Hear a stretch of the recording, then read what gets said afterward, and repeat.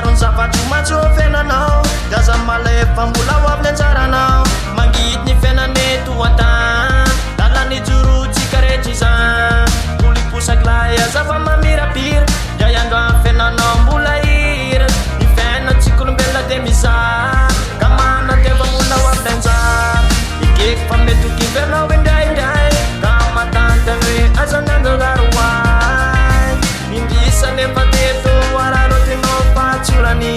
zaho izy manireno malahelo ka paty ny fasody agnamenanao fasody valy aminao ny alahelo sintoma manantenao amin'ny anjara hoay ka tsara fiainako amin'izay tsy ho kivyana maro ny zavatra manjo manantenao amin'ny anjara hoay ka tsara ny fiainan'izay tsy ho kivyana maro ny zavatra manjo eo amin'ny fiainana maro ny zavatra makiry efa tsakakitso fa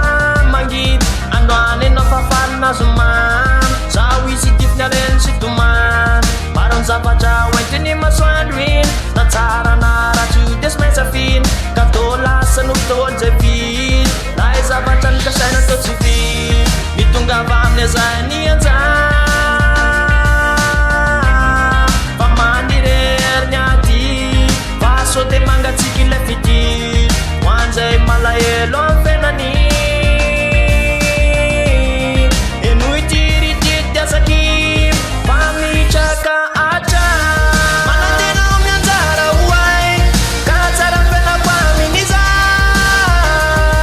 tsy ho kivyana maro ny zavatra manjo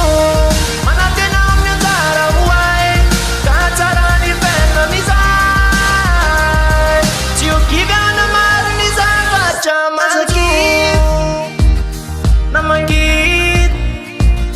ny fiainana